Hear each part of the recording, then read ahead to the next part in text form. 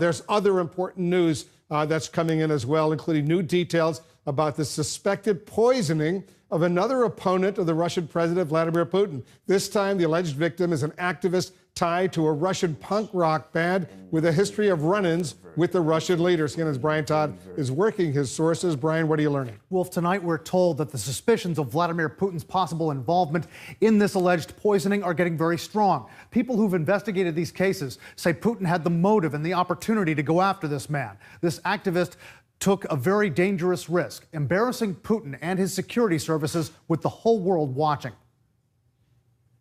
Airlifted from Moscow to Berlin, Russian activist Pyotr Verzalov, a member of the punk band Pussy Riot. Members of the band now say they believe Verzalov has been poisoned. Author Alex Goldfarb, a friend of the group, says they've been a thorn in Vladimir Putin's side for years. Putin has no love lost, between him and Pussy Riot. CNN has not independently verified the claims that Verzalov was poisoned, and the Berlin hospital where he's being treated hasn't put out any information. While hundreds of millions around the world were watching, Verzalov was among the band's activists, dressed as police, who stormed the field in the final game of the World Cup in July. They say it was a human rights protest. It would have infuriated both Putin and the other members of the security apparatus, the so-called Siloviki in Russia, from the power ministries, who don't like any expression of dissent, and especially during a major publicly visible event like the World Cup. Pyotr Verzalov is a joint citizen of Russia and Canada. Canadian Prime Minister Justin Trudeau weighed in. It is of concern, obviously, particularly given actions of recent months by the Russians in the UK.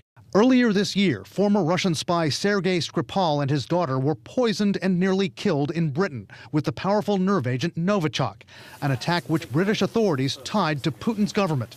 The former KGB colonel is accused of being involved in and even ordering a string of poison attacks on his critics. Poisoning is much easier to conceal. It's very difficult to deny if he was, stabbed, for example, or shot. Secondly, it's very painful and unpleasant. And third, this has been a traditional weapon of choice of Russian secret services for years. Vladimir Kara-Murza, an anti-Putin activist who's campaigned for more open elections in Russia, says he's been poisoned and sent into a coma twice.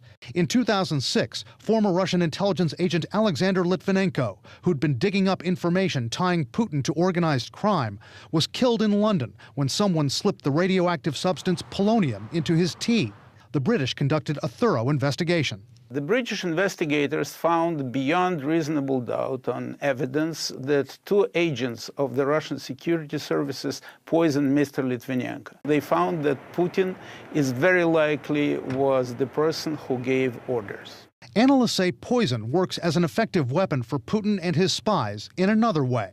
Specifically to send that message, we did this, we are not going to be held accountable, there is impunity here. Come get us, come try, we're going to keep doing this. The Kremlin has not commented on the claim from Pussy Riot and its supporters that Pyotr Verzalov was poisoned. Moscow has consistently denied involvement in all the other poisoning attacks. Analysts say in any event, even if it's found that the Kremlin was involved in this case, it's unlikely that Putin and his government would face any retribution beyond possible sanctions. And there's no reason to believe tonight that Vladimir Putin is not going to continue his pattern of alleged poisoning attacks. Wolf? Brian, as you pointed out, this punk rock band has been antagonizing Putin for years. Are you being told whether they could face any danger in the future? Right, Wolf. Alex Goldfarb, a journalist who knows the group and has investigated a lot of these cases, he believes they are definitely in danger. A few years ago, 3 members of this group were thrown in jail for performing an anti-Putin protest song at a well-known cathedral in Moscow. Now, at the World Cup, they embarrassed him and his security services in front of the entire world. If this man was poisoned, it could be just the beginning of several attacks on that band.